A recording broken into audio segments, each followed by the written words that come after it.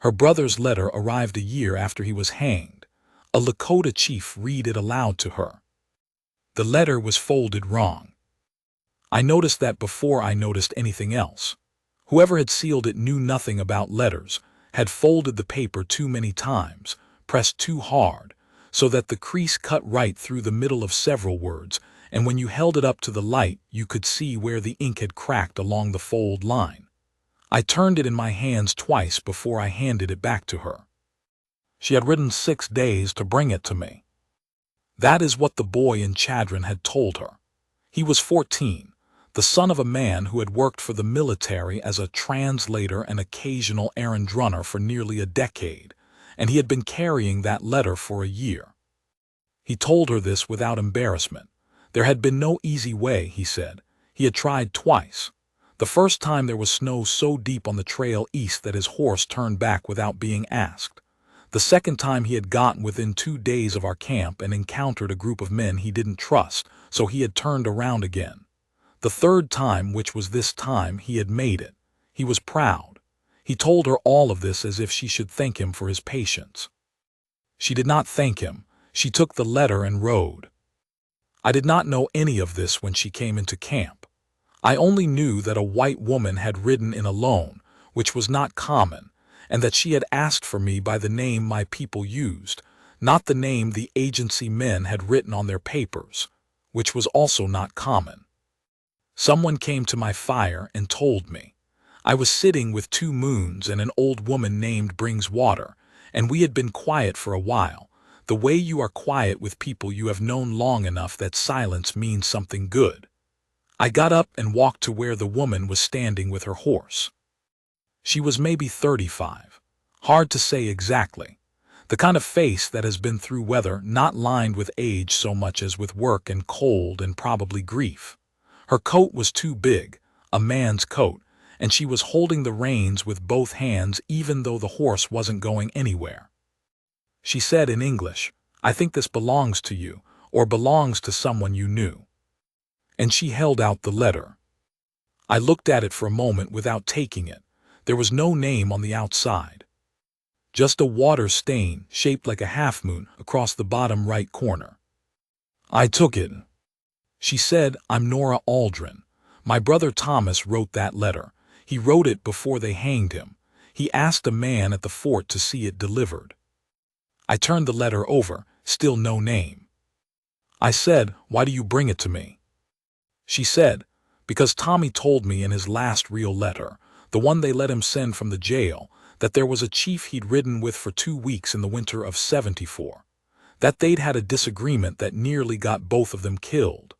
That the chief had been right and Tommy had been wrong, and Tommy had never said so out loud. He wanted," she stopped and looked at the ground and then back at me, "he wanted the man to know he knew that." I stood with the letter in my hand. The winter of '74. I had not thought about Thomas Aldrin in years. He had not been a bad man. He had been a young man who thought courage was the same as being loud about things, and he had learned one cold night in the Powder River country that it was not. We had not parted badly. We had parted the way men part when they are both tired and slightly ashamed of themselves. A nod, some dried meat, and then he had ridden south and I had ridden east, and that had been the end of it. I had not known he was dead. I said, "Come eat something." She tied the horse to a post near the water and followed me back to the fire. Brings Water looked her over and said nothing, which was a kind of welcome.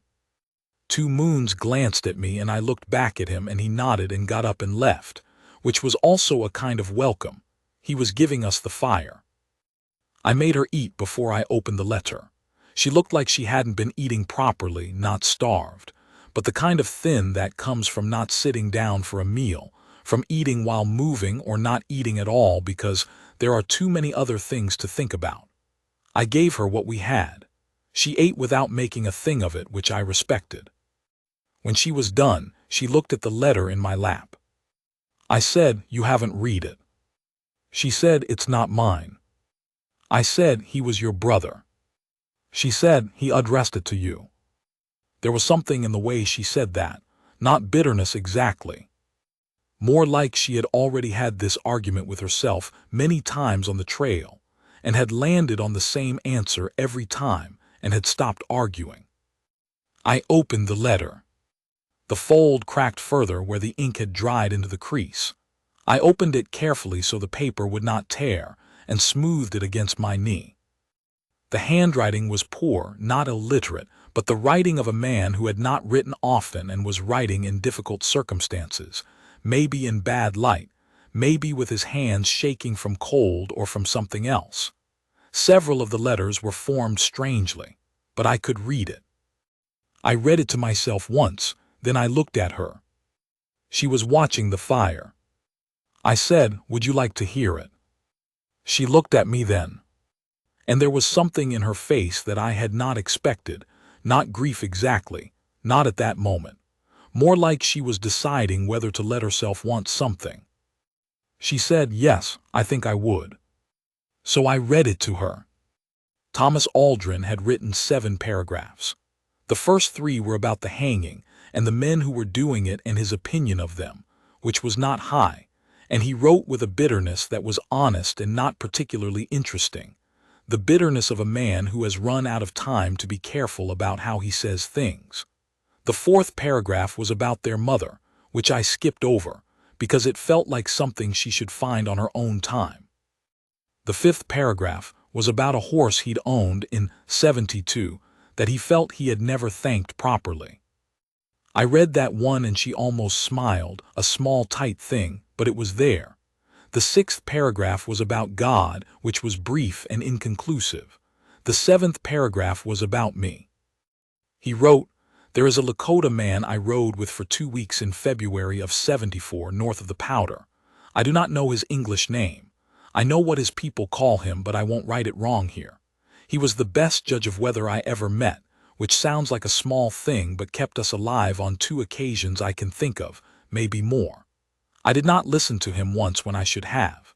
He knew it and I knew it, and neither of us said anything. That was a young man's pride, and I am ashamed of it now. I want him to know I knew he was right. If there is any kind of settling of accounts after you die, I want mine to include that I said it." I folded the letter. The fire cracked and sent up a thin line of orange sparks that went dark before they got high. She said, "What was the disagreement?" I said, "He wanted to ride through a canyon when I could read that there was going to be heavy snow by nightfall. He said we had enough time. We did not have enough time. We made camp 300 yards before the canyon mouth, and by midnight the trail was buried under 4 feet. She nodded slowly. She said, "That sounds like Tommy." I said he was not wrong to argue. He was reading the distance right. He was only wrong about the sky. She looked at me with something I could not name at that moment. I named it later. She stayed 3 days. She slept in the women's end of camp, and Brings Water, who was the oldest woman in the band and had seen everything and judged most of it quietly, told me on the second morning that the white woman knew how to work. She had helped with the hides without being asked, and had not made any of the faces that white women sometimes made when they did not understand why things were done a certain way. Brings Water said this as if she were telling me the weather, but Brings Water did not waste words, and I knew it meant something. On the second evening, Nora Aldrin came back to my fire, and we talked for a long time. I learned. She had been running her brother's small claim alone since before the trial. He had gotten into trouble of a kind that made more trouble, the way things did out here. One bad season leading to a worse decision, leading to the kind of company that got a man hanged. She had not been able to stop any of it. She had tried twice to see him in the jail and been turned away the first time, and allowed a 10-minute visit the second time, through a window with a guard standing close enough to hear everything. When he died, she had no money to pay for a proper burial, and the men in town had been no help, and so Thomas Aldrin was in the ground in a prison yard, and she was running his 3 cows and 40 acres alone, and the reason she had ridden 6 days to deliver this letter was that she had made him a promise. She said, "I told him that whatever he wrote, whoever he wrote it to, I would make sure they got it." I said, "He knew you would." She said, "You sound sure of that." I said, "He talked about you. In '74, he called you the steadiest person in his life." She was quiet for a moment. She said, "He didn't say that in the letter." I said, "No, he told me that out loud." She looked at the fire for a while. She said, "I keep thinking I'll stop missing him." I said, "You won't. You'll just get used to where it sits." She turned and looked at me then, and what I saw in her face was the same thing I had seen when I was reading the letter aloud, the thing I had not named at the time. She was looking at me the way someone looks when they have not been seen clearly in a long time, and then all of a sudden someone says the plain truth of a thing and it lands. I said it without thinking about whether to say it. That is not how I usually am. But something about the way the firelight was, and the way the night was quiet, and the way she had ridden 6 days to keep a promise to a dead man made it feel like the kind of night when you say what is true. On the third morning, I found her at the water's edge before anyone else was moving. The sky was that color it gets just before full light, not gray exactly, more like the inside of a shell, pale and not quite one thing or another. She had her hands in the water and she was looking east. I stood for a moment before she heard me. When she turned, I said, "You don't have to leave today." She said, "I know." She did not say anything else, but she didn't leave until the afternoon. Those 2 words were enough for what they were. I knew it and she knew it. I am not young and she was not young, and neither of us needed to make something big out of a small true thing. After she left, I sat with 2 Moons, and he said nothing for a long time, and then he said, "She rode 6 days." I said, "Yes." He said, "For a letter." I said, "For a promise she made." He nodded and said nothing further. 2 Moons had known me for most of my life. He knew when to push and when not to. He did not push. What I did not tell him, what I had not told anyone, was that the thing that had happened in those 3 days was not about the letter. The letter mattered. Thomas Aldrin resting easier somewhere mattered. But what had happened to me in those 3 days was something else. Something I had not expected and could not entirely account for. The world I had been living in, and I mean this plainly, not as a figure of speech. The world I had been living in for the past several years had been a contracting world. The treaties that meant nothing, the land that kept shrinking, the young men who were angry in ways I understood but could no longer always help, the old ones who were dying, each of them taking a piece of the old knowledge with them, and I was 51 years old, and there were mornings I woke up, and the weight of all of it was enough that I lay still for a while before I moved. Not from weakness, because there are mornings when it takes something to get up into a day that is smaller than yesterday, and the day before that, and you have to find the thing that makes it worth doing. I had been finding it. I want to be clear about that. I had not given up, but the finding had gotten harder. And then this woman had ridden in with her dead brother's letter and stayed 3 days and looked at me clearly. Not the way the agency men looked at me. Not the way the newspaper men who sometimes came through looked at me. Not even the way most of my own people's younger generation looked at me, with a respect that was also a little bit of distance because I was the chief and they weren't. She had looked at me the way you look at a man. Just a man.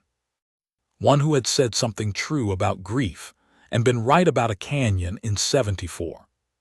That was not a small thing. I did not know if she would come back. I thought she might.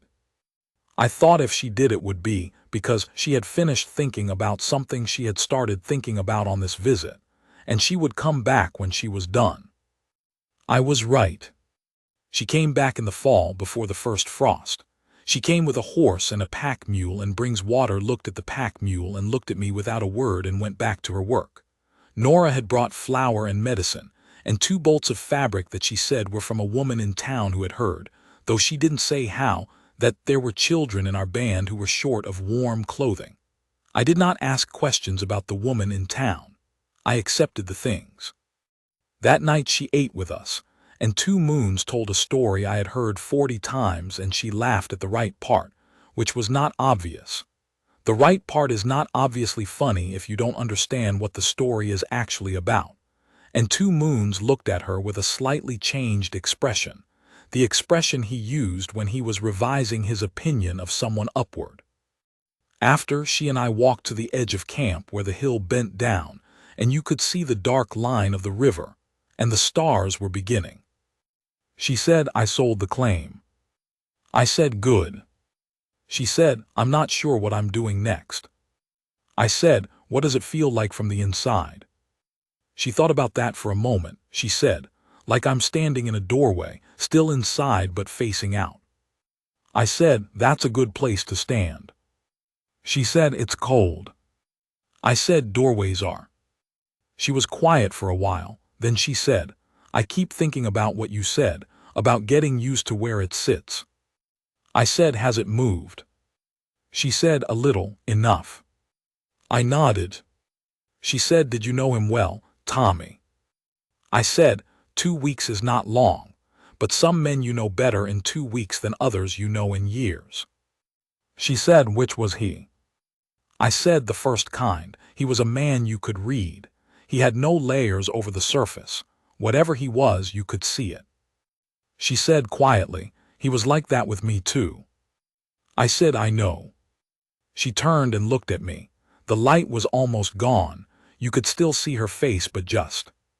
She said, "You say that like you knew us." I said, "I knew him." And the way a man talks about the people who matter to him tells you something about those people. He talked about you straight. No qualifications, like you were a fact. She looked away for a moment. When she looked back, her eyes were bright, not crying exactly, but that close. She said, "That might be the kindest thing anyone has said about me in a long time." I said, "It's just true." She reached out and put her hand on my arm, not moving, not squeezing, just placed it there. The way you place a hand on something solid when the ground has been uncertain. I covered it with mine.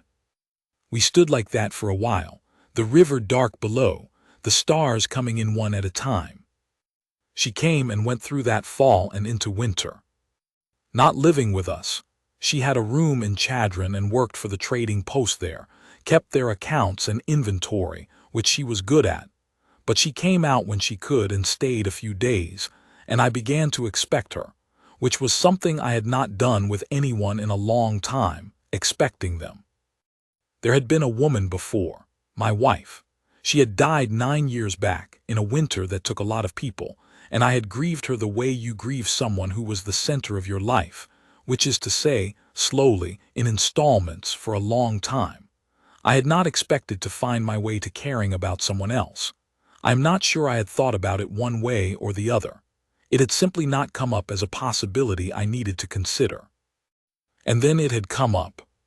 The thing that undid me, and I use the word carefully, because it is the right word. It came apart. Something that I had held together with effort for years was not anything dramatic. It was one afternoon in November when she was helping Brings Water with some task, and I was mending something across the fire, and I looked up and she was laughing. Brings Water had said something that I had not heard, and Nora was laughing at it, not politely, but genuinely, the way you laugh when something catches you off guard, and you don't have time to decide how to react. And Brings Water was looking at her with the closest thing to warmth I had ever seen on Brings Water's face, which was a face that had earned its lines and did not give warmth cheaply. And I thought, there it is. That was all. Just there it is. I did not say anything to Nora about it for several weeks, not because I was uncertain, but because it was the kind of thing that wanted time to sit before you said it, the way bread wants time before it goes in the fire. I knew what I felt. I just let it be what it was for a while before I named it out loud. I named it out loud on a morning in January when the cold had come in properly, and the camp was quiet, and she was sitting with me at the fire, and we had been talking about something else, something about the trading post and a dispute with a supplier, and then we were not talking about that anymore. We were just sitting in the silence, and the silence was one of those silences that has something in it. I said, "I want you to know something." She looked at me. I said, "The way I think about things now, the mornings, the days, it includes you in it. I don't know if you have room for that or if you want it, but I wanted you to know that's what's true." She looked at me for a long moment without saying anything.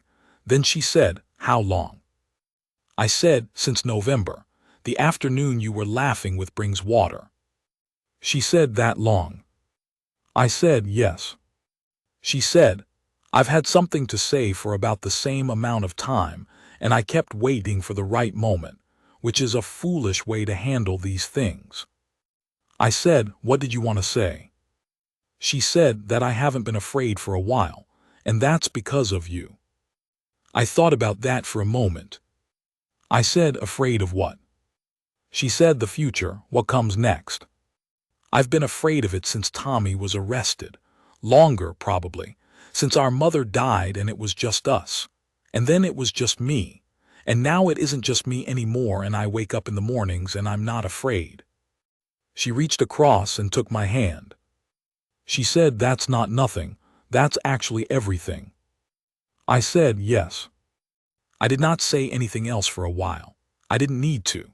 I held her hand in the cold and looked at the fire and felt the weight that I had been carrying for years. Not all of it. You don't put down all of it. Some of it is what you are, but a portion of it, a significant portion, simply lift. The way snow slides off a roof when the sun finally hits it, all at once, without announcement. I was 51 years old, and I had been a chief for 19 years, and I had been a widower for 9. And the world I had been given to live in was smaller than the world I had been born into. And I had made my peace with all of that. Or I had told myself I had, which is not always the same thing. She knew which it was. I don't know how, but she did. She said, "I have no idea what I'm doing with any of this. I want you to know that." I said, "You rode 6 days to deliver a letter you could have thrown in a ditch." She said, "That's different." I said, "No, it isn't. That's exactly who you are. You know what you're doing fine, you just don't always know what to call it." She looked at me for a long time. She said, "When did you get so certain about things?" I said, "I've been certain about things for a long time. I just stopped saying them out loud for a while." She said, "What changed?" I said, "You asked." She laughed at that. Not the big laugh from November, a smaller one, warmer, the one that was just for this, just the two of us in the cold with the fire between us. We did not hurry anything after that. There was no hurrying required. We were not young, and we had both lived enough to know that the value of a thing is not in how fast you arrive at it. She kept her room in Chadron through the winter. I was where I was. We saw each other when we could, and when we couldn't we did not suffer dramatically about it, because we were not that kind of people. In the spring 2 moons told me, with the expression of a man who considers himself well informed, that the white woman was highly regarded in Chadron, and that several men had expressed interest in her over the past year, and that she had declined all of them without particular ceremony. I said, "How do you know this?" He said, "Brings Water knows the wife of the man who owns the trading post." I said, "Of course she does." He said, "The wife says the white woman told one of the men that she was already spoken for." I looked at him. He said, "I thought you should know that." I said, "You thought you should tell me before your face gave it away." He grinned. He said, "I've been waiting 3 months for a good moment." I did not tell him what she had said in January. That was hers and mine. But I thought about it. Already spoken for. I turned that phrase in my mind the way you turn a stone to see what light it catches. She had not asked me before she said it. She had not checked whether I would agree. She had simply said it because it was what was true, and she was a woman who said what was true without making a performance of it.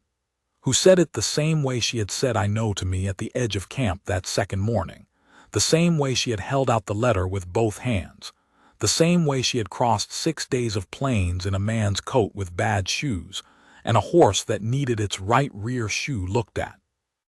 I was not a man who had ever asked much from the world. What I had asked, I had mostly gotten. What I had lost, I had grieved and put down and kept going. I was not a man who expected anything anymore in the way young men expect things, as if they are owed, as if the good things are guaranteed. She was not a guarantee, she was a choice, made every day, both of us, the way good things actually work. Summer came in. The camp moved to the upper pasture and there was good water, and the season was better than the year before, not generous, but not cruel. She came up for 2 weeks in June, and brings water taught her something I will not say because it is not mine to repeat, only that afterward brings water told me without any preamble whatsoever that the white woman was a practical woman, and that practical women were worth more than people gave them credit for. And then she walked away, and I stood holding the thing I had been carrying and thought, yes, I know. The last thing I will say is about the letter. I kept it, I have it still. Not because of Thomas Aldrin, though I think of him sometimes and without bitterness. I think of a young man who was wrong about a canyon and right about enough other things, and wherever he is I hope he knows I said so. I keep it because of the fold, the wrong fold. The way someone who has never written a letter before pressed too hard on the crease because they wanted to make sure it stayed closed, and in doing so cut through the words. You can still read most of them. The ones the crease cut through, you can almost fill in from context. Almost.